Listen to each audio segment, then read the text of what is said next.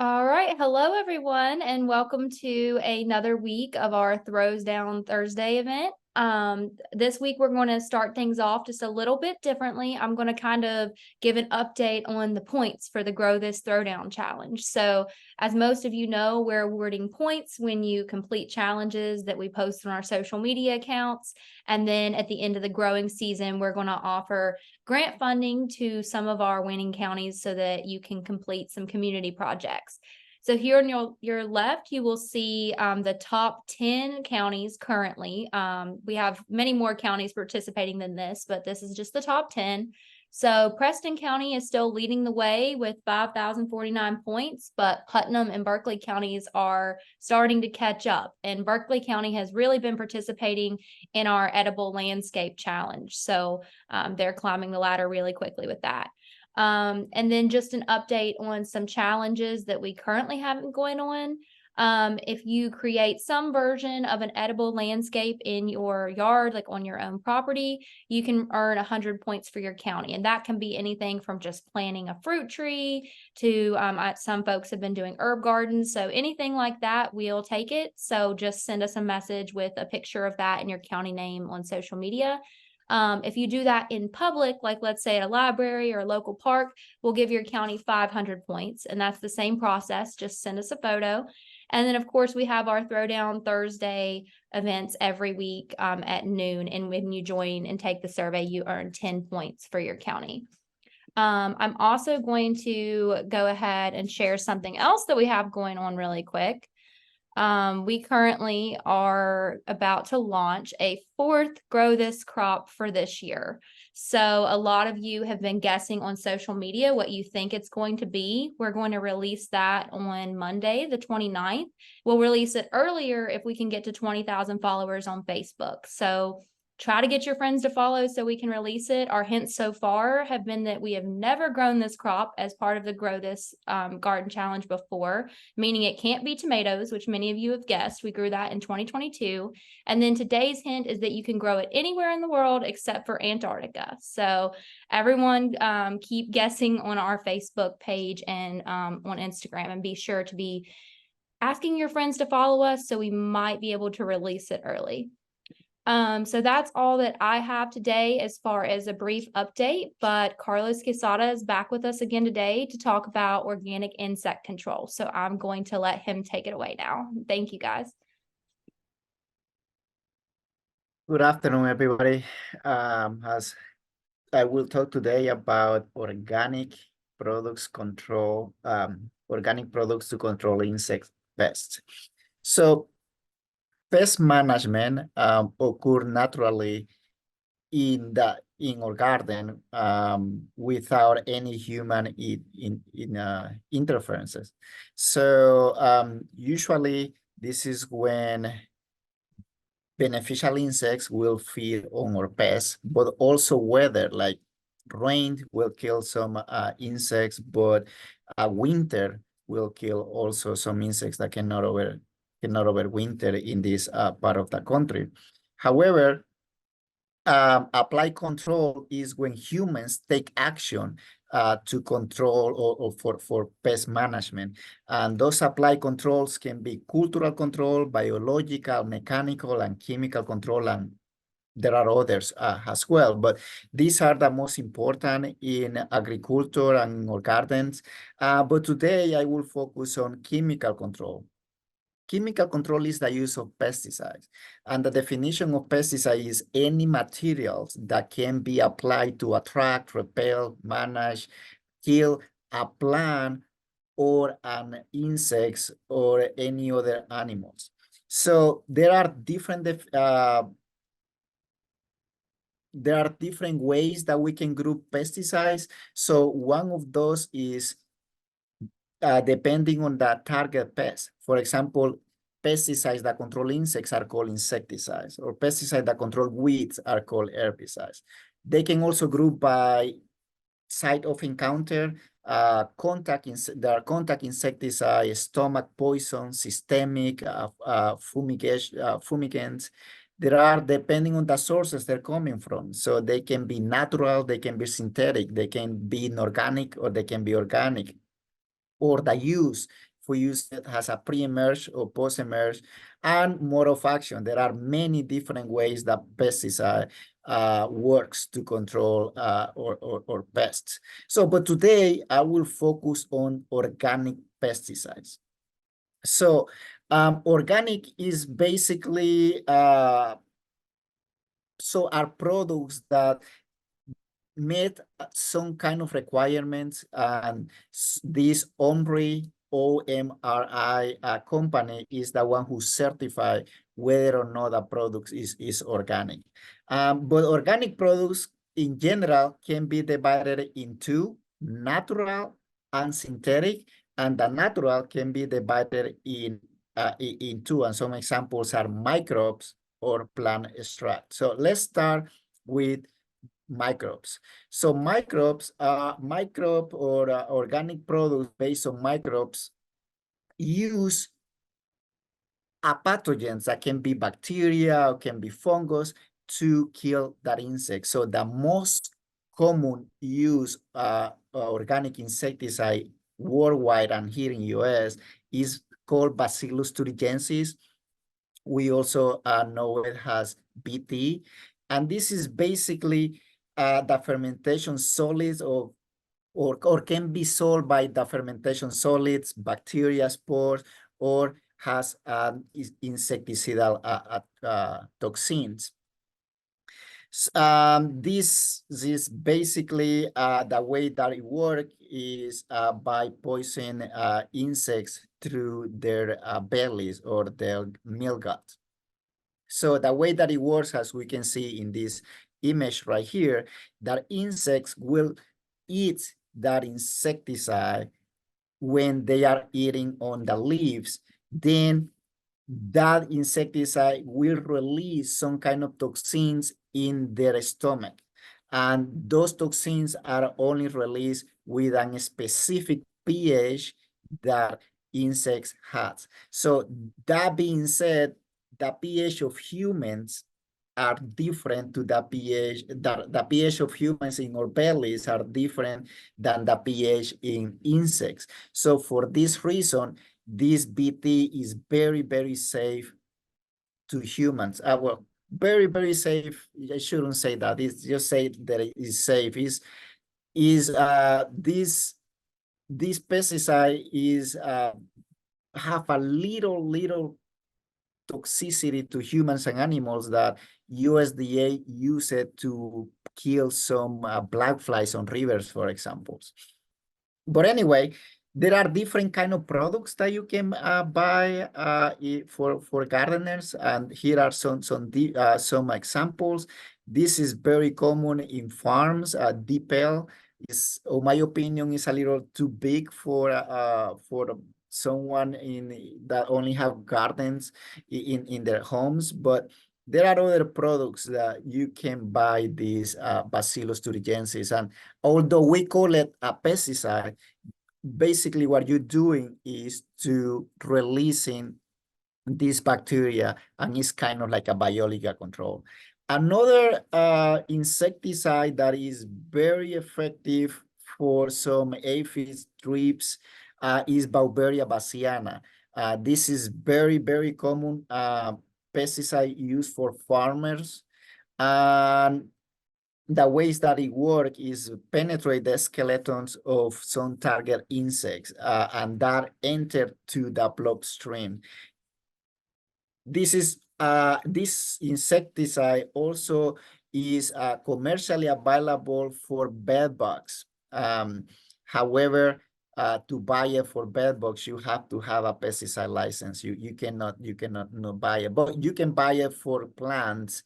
And but unfortunately, you have to go to places where farmers go. So they are not, this pesticide is not available on home gardener stores. But you can still access to it in internet, for example. And these are two examples of how, or two different products, two different ways or different companies also that this product is being sold. So Another very similar pesticide is called spinosad. Spinosad is that active ingredient and is derived from bacteria from a bacteria fermentation process that is on the soil. So the two other organisms, BT and Bacteria that I just mentioned, they are naturally in our soil. So I am 100% sure that if you do a soil analysis of your garden, you will find these organisms.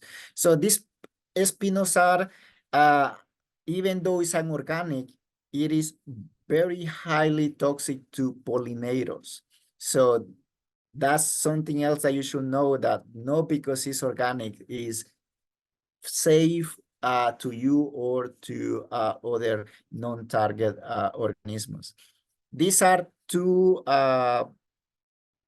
different formulations how you can buy these products. So in general, when you're working with products that are based on a pathogen, it is very important to avoid applying those pesticides during the hot day, because basically we're applying,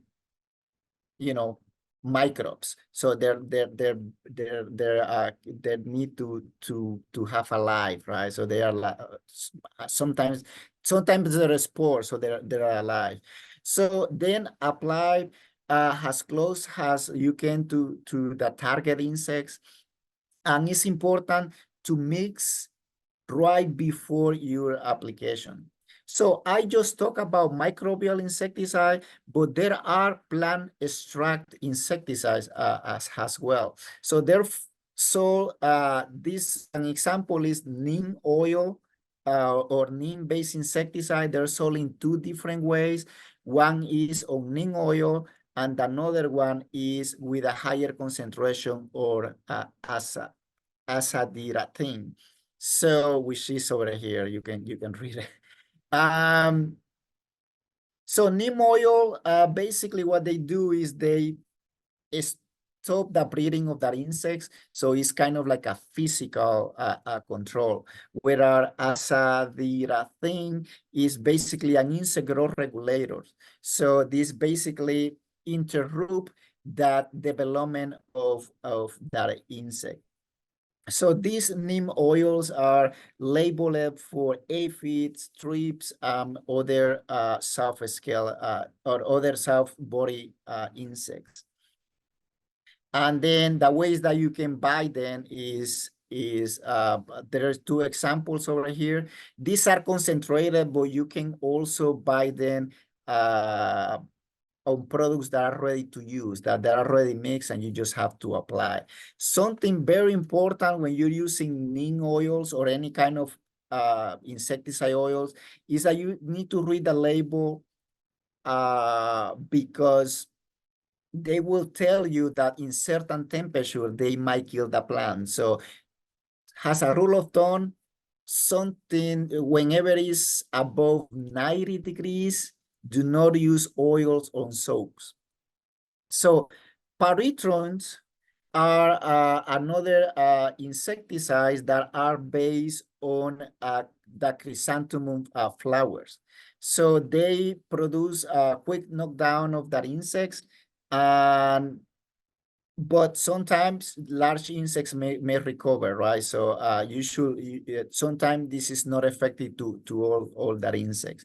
So these are some examples of the products that are being sold. And then the last one are synthetic materials. So synthetic materials can be refined petroleum oils. I mentioned that there are some oils based on plant extracts, but these are petroleum oils, and they do not kill the pests. Well, they do kill the pests also directly. This is my mistake right here, but they kill some insect. It is unknown how they do it. Some people hypothesize that is by breaking, the oil is by blocking that spiracle. Spiracle is where the air change of insects occur. So it's basically stop them from breeding. So these products also, because they're oils, like I mentioned before, do not apply them when it's too hot, because you can kill the plants.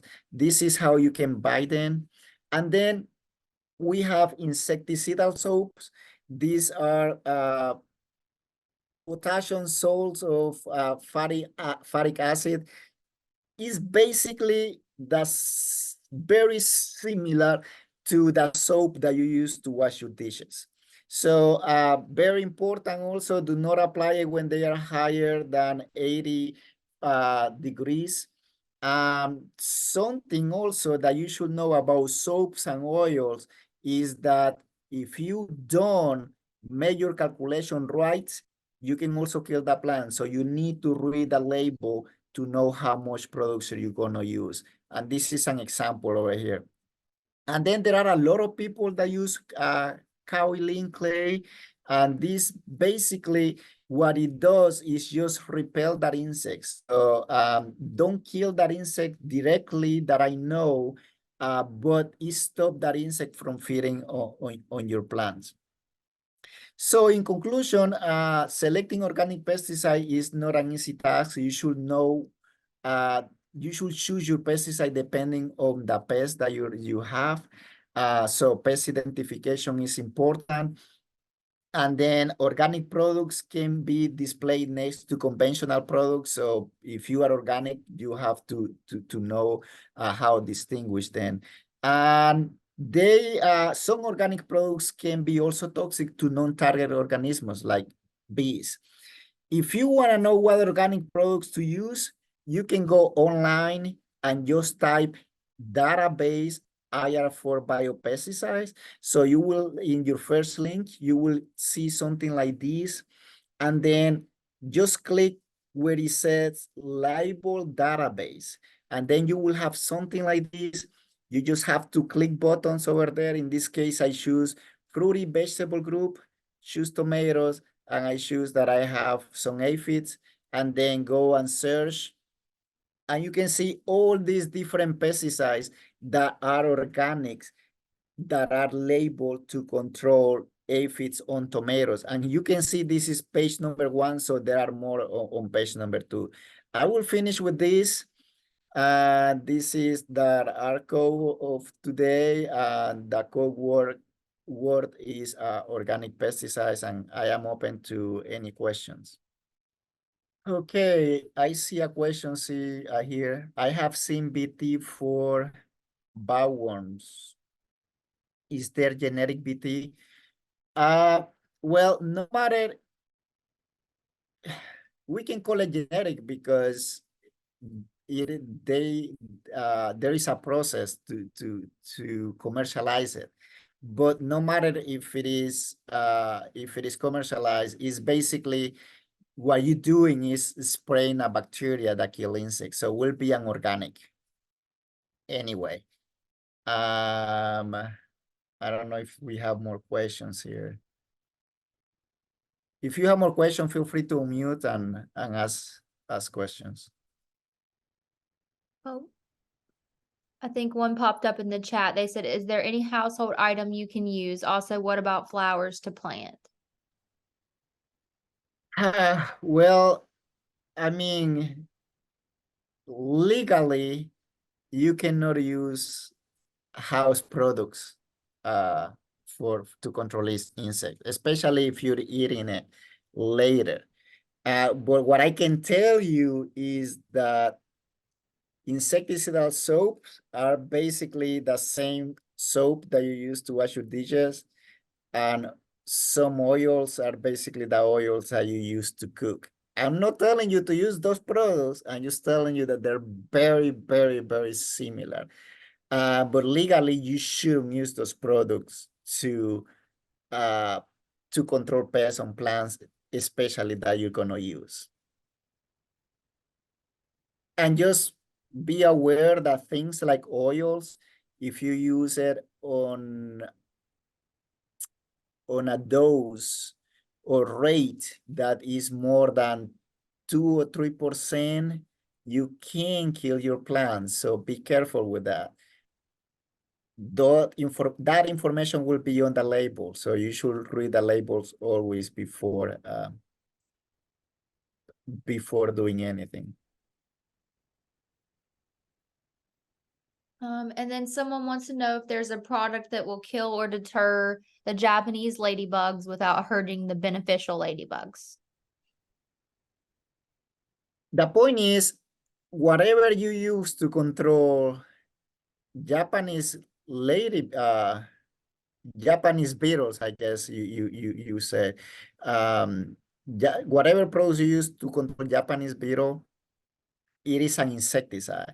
And unfortunately, beneficial ladybugs are insects as well. So most of the products will kill both of them, but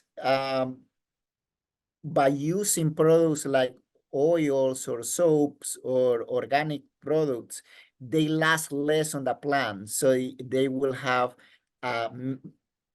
less impact on the beneficial insects. However, it will be also less impact on the pests as well. So neem oil, for example, will repel Japanese beetle. However, will only work for about week and a half. So you will have to apply neem oil in about every other week to be effective. Otherwise you will just repel them for a week and a half or so, and then they will go and eat your flowers. Just letting you know that the beneficial insects that you contact when you're applying neem, you will kill them also as well. But those organic products usually have a less negative impacts on beneficial insects than the other synthetic insecticide or non-organic insecticide.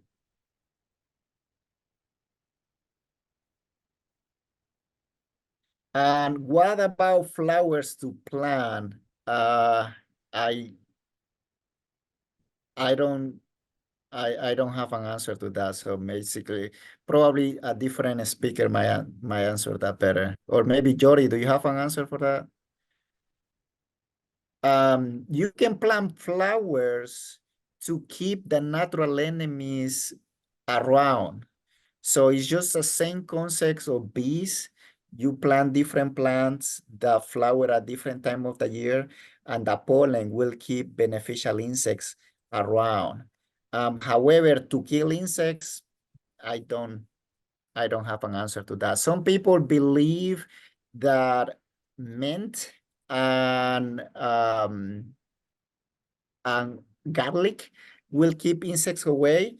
They do, but I don't know how effective is that.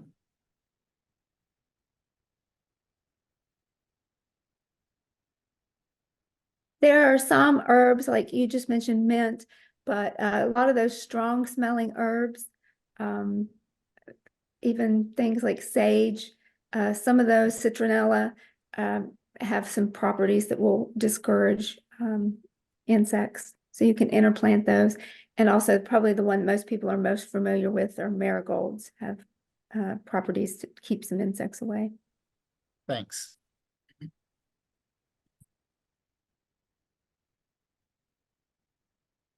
Okay, if there is no more questions, thank you so much. I don't know if there is any announcement for later. Yeah, well, thank you so much, Carlos, for joining us today. This was very informative, and I personally have some trouble with insects, so I appreciate all this information. For everyone else, we're going to have a recording of this presentation posted on YouTube and on our Facebook account. So if you want to go back and reference this material later in the gardening season, it'll be available there. But other than that, just make sure that you take the survey to gain points for your county. And thank you, everyone, for joining in. All right. Bye, guys. Thank you.